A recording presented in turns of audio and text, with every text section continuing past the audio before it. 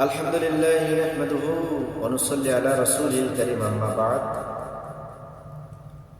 সকল প্রশংসা আল্লাহ তাআলার জন্য। আলহামদুলিল্লাহ, দরুদ এবং সালাম বর্ষিত হোক আমাদের প্রিয় নবী আল্লাহুম্মা সাল্লি আলাইহি আল্লাহুম্মা বারিক আলাইহি।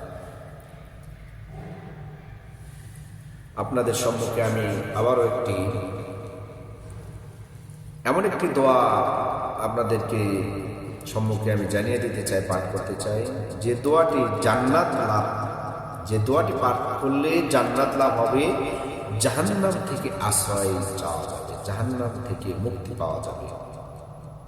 তা আমরা এই দোয়াটি পাঠ করব।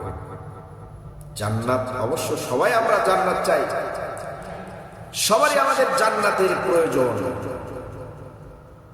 একটা খারাপ মানুষ তাই কিন্তু জান্নাত চায়, সে কিন্তু বলে না যে আমি জাহান্নামে যাব, সে কিন্তু কখনোই মুখে উচ্চারণ করে না আমি জাহান্নামে যেতে চাই, সেও বলে আমি জান্নাত চাই।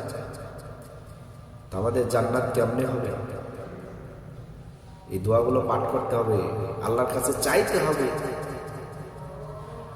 তা আমরা দোয়াটি পাঠ করি। আল্লাহুম্মা ইন্নী আসআলুকাল জান্নাতা ওয়া আউযু বিকা মিনান নার। আবারও পাঠ করি। আল্লাহুম্মা ইন্নী আউযু বিকা,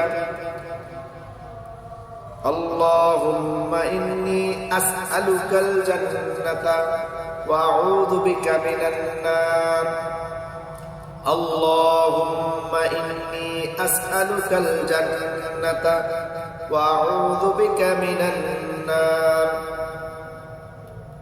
আল্লাহুম্মা, হে আল্লাহ, ইন্নী আসআলুকাল জান্নাতা, আমি আপনার কাছে জান্নাত চাই, আপনার কাছে আমি জান্নাত চাই। ইয়া রাব, হে আল্লাহ, তোমার কাছে আমি জান্নাত চাই। ওয়া আউযু বিকা মিনান নার, এবং জাহান্নাম থেকে আমি তোমার কাছে আশ্রয় প্রার্থনা করছি, আশ্রয় চাই। জাহান্নাম থেকে আমাকে আশ্রয় দান করো, আমাকে জান্নাত লাভ করে দাও, আমার জন্য জান্নাত দিয়ে দাও।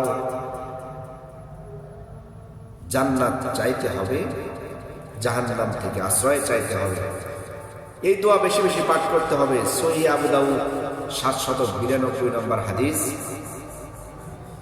আল্লাহ তাআলা যেন আমাদেরকে, সকল মুসলিম জাতিকে, যারা আমার আজকের ভিডিওটি দেখছে,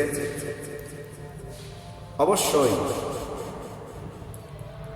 আমরা যারা দেখতেছি এই দোয়াটি বেশি বেশি পাঠ করব।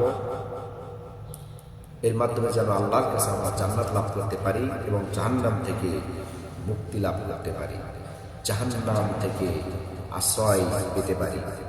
আল্লাহ সুবহানাহু ওয়া তাআলা আমাদের মুসলিম